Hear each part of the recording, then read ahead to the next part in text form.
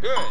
The next step in our little experiment, I want you to play that same scale with the same length, but you're going to do 4 down bows and then 4 up bows. So instead of like so, like that. Okay? You want to try? Does everybody understand what we're going for? 4 down bows, 4 up bows, but just as short as you did it a moment ago. Here's your speed. 1, set, and 1, 2, ready, go. Up.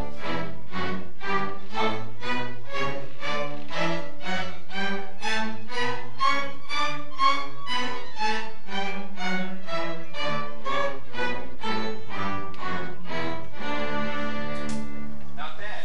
See if you can do 8. Okay? It's okay to mess up? 16. Let's try for 8 for right now. Here's your speed. 8 down, 8 up. And 1, 2, ready, go.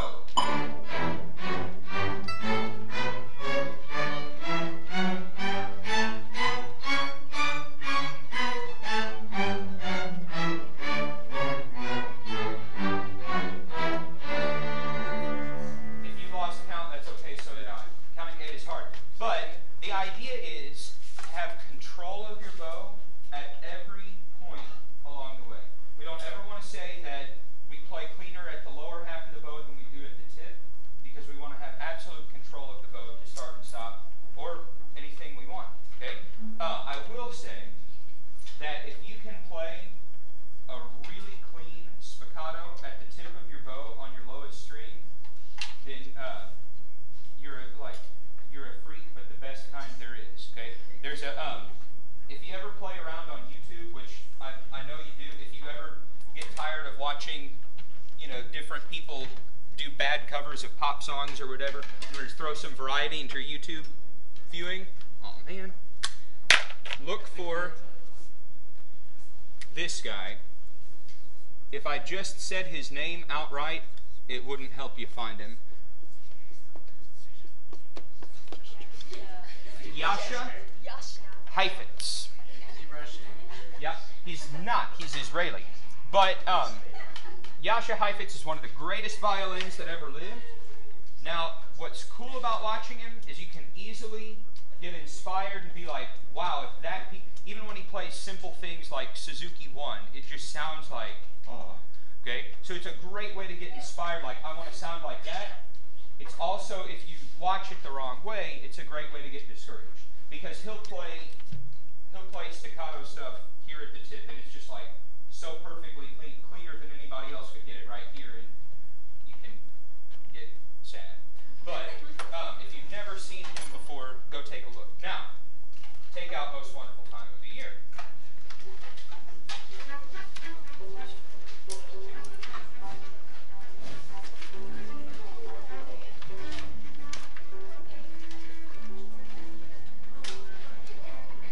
Okay. Most Wonderful Time of the Year, and find measure 40. 41 is in a box, so find 41, back up 1 from there. Okay? We're going to try to work through some of this stuff further away from the beginning, because we've done the beginning a lot on here. At measure 40, starting on beat 2, firsts, seconds, violas, and cellos have the melody in unison, and there's this really cool effect I want you to hear, where you start from unison for a couple of measures, and then your parts splinter apart until we have all these different parts. It's a really cool thing. So, let me have, we'll have the basses read with us. So here we go at measure 40, under tempo for right now.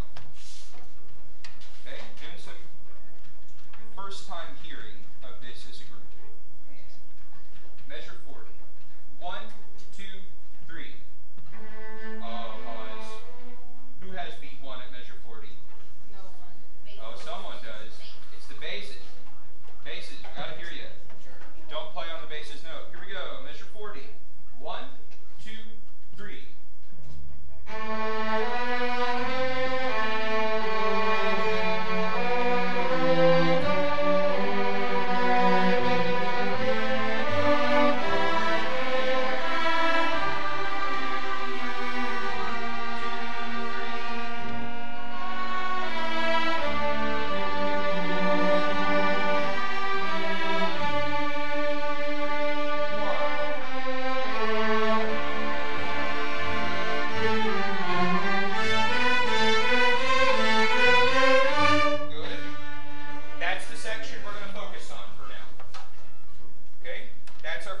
section. Can we all look at 41 and 42, and anywhere like that, where you have the rhythm down, up, do that on open D fast, okay? But try to make it even. So down bow, which is slower, has a little more weight. Up bow is lighter. So instead of the C6 sound, we get an even sound. Give it a try on open D. 1, 2, 3.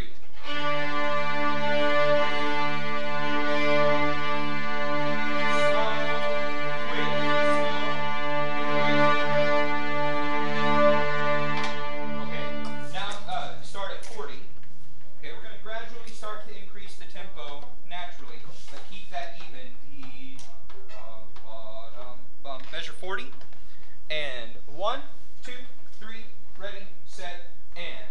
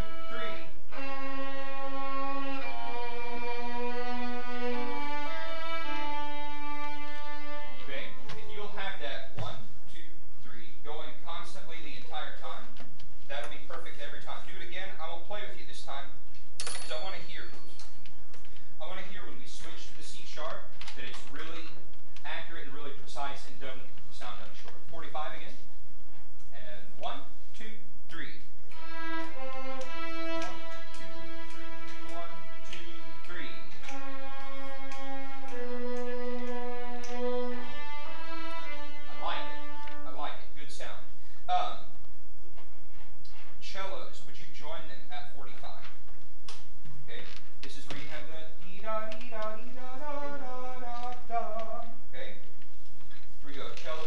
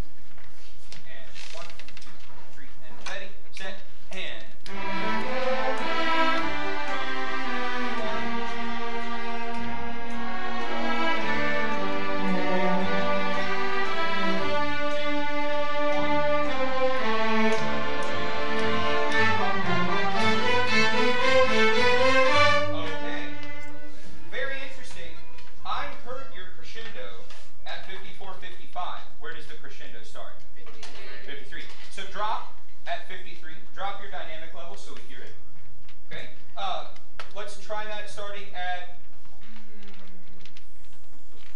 51. 51. Here we go. And 51. 1, 2, 3.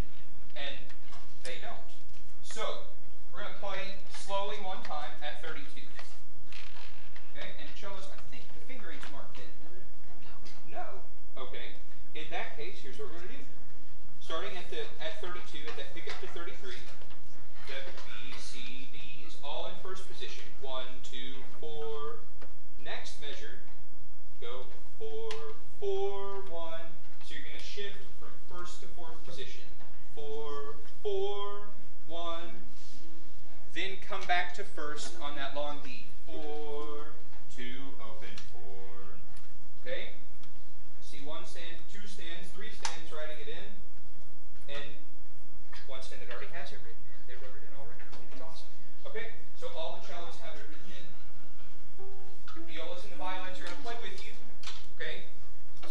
violas. Here we go at 32 with the cellos. They're working out some funny position stuff, so we're going slowly. Here we go. 1, 2, 3, 1.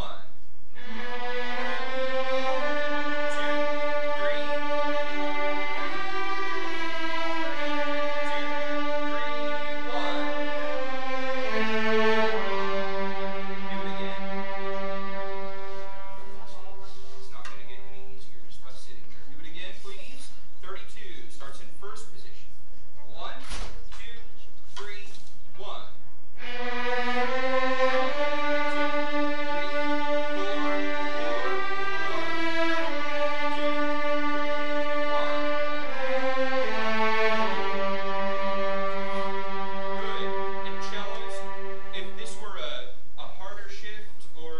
'Something else, remember, we would practice it by isolating the shift. We'd just take the note before the shift, the note after the shift, and do it over and over again. If you play D up to G, okay, it sounds like here comes the bride. Let's do that a couple times, just to remind ourselves. So find fourth finger D, it's first position, fourth finger D, and hold it, ready, go. Now fourth finger G, upper fourth position. Good, do it a couple more times and memorize the distance.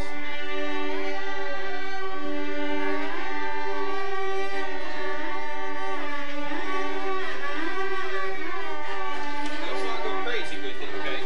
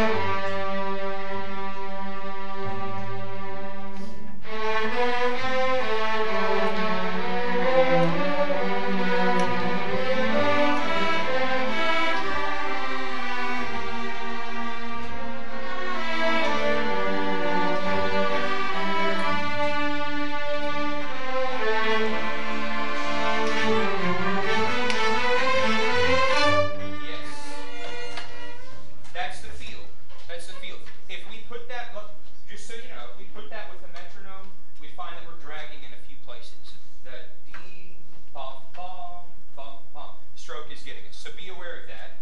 But did we cover? Yes. Cellos, we've now covered your whole playing test cut and some more. Cool. Set that aside and go to Season's Greetings.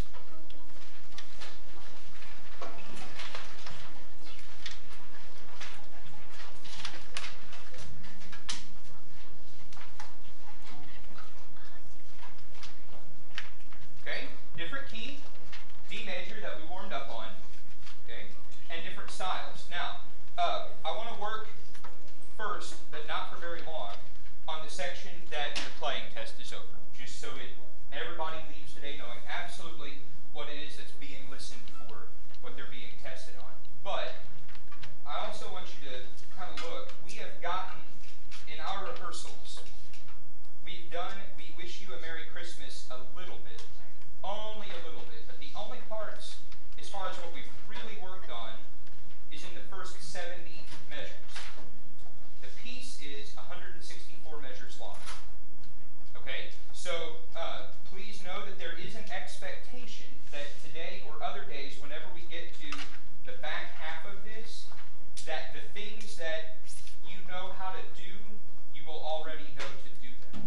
Okay, it's our expectation that when we get to like 140, that we won't have to talk through rhythms or finger patterns with you, because you know enough to look at that, even if it's just for 5 minutes on the bus ride home. You have the knowledge to look through that. You have the time to even practice it. So, here we go at measure 21. No firsts for just a second.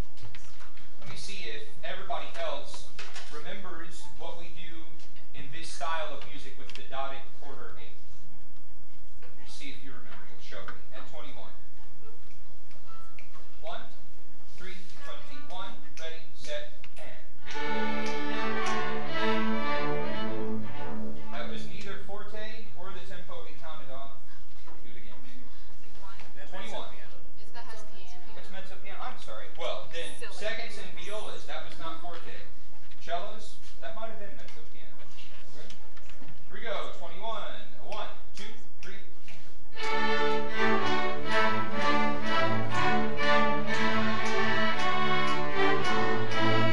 Close.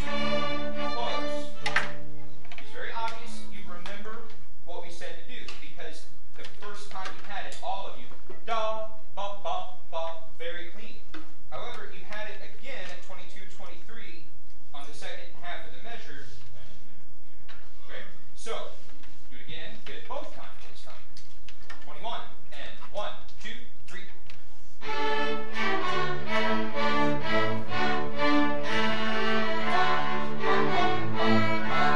Just measure 23, beat 3. Ba, ba, ba. Those 3 notes. I'll give you 1, 2. And 1, 2. Close. So here we are, measure 23. We're going to start on beat 3, which is the dotted quarter. And I'm going to give you 1, 2, and you're going to play ba, ba, ba with whatever notes you have. Here goes. Coming on 3. 1, 2. Again. And 1, 2. 3 notes is fine. Do it again. 3 notes is fine. And 1, 2. Close. We're just looking for that break. Ba, ba, ba. Here we go. On beat 3. 1, 2. Now go from 21. We're ready to put it at 21. And 1, 2, 21, and.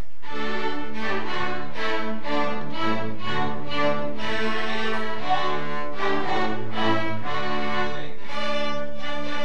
If there's something like way back when we started having this rhythm, like at measure 5, if there's something you marked between the dotted quarter and the eighth, would you mark it on the second half of 23 as well? Because that's one where we need to be reminded. While you're marking that, first violins, would you play for me at 21? And 1, 2, 3, 4.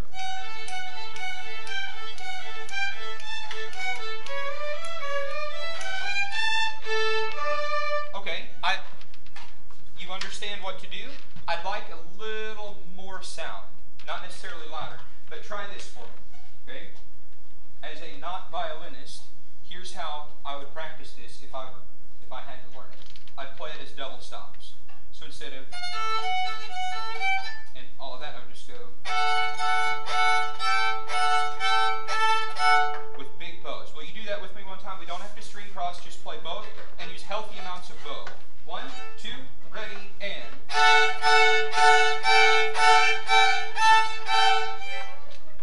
Close, yeah, but that's the idea. And that's all your left hand has to do. What your left hand has to do is not any harder than that. What your right hand has to do is pretty simple. Do an experiment with me. Take your left hand away. Just hold your instrument with pure chin power for a second. Now rest your bow and look at it so that it's on the A and the E at the same time. 50-50, equally on A and E. Now, raise your arm just to the A string level, and I want you to notice how little it has to move to just be on the A. So it's not touching the E. Now go back to both. Now go to just E.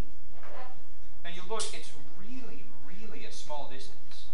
Okay? Now if we wanted to be like dead center on A and dead center on E, we'd have to flap a little bit. Okay? But if all we want to do is get back and forth, it's really a small amount, and it's all this. You don't have to, whatever, you don't have to do the chicken dance. It's just, look out cold outside, so you're making yourself a cup of hot chocolate and you're stirring it. That's all it is. When you stir your hot chocolate, you don't have to, you know, whatever that is, okay? Weird. Just this. Okay, so just open E and open A. Try. Go ahead. Ready, set, ready, go.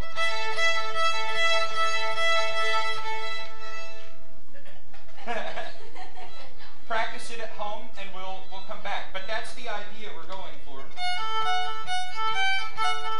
Okay, yeah, close. Okay, but start with that bow motion, because if you can do this, the left hand isn't your problem.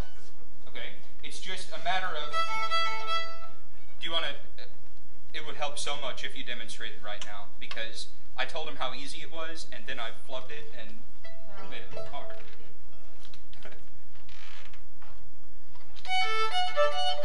It really is a big motion. Oh. Okay, yeah. Shoot. Okay. It is, but it's more of a waving kind of a thing. So take your bow and hold it out in front of you like this, and say the violins and violas do this with us. And hold right here with your other hand. You don't have to have your instrument up if you don't want, but just like this.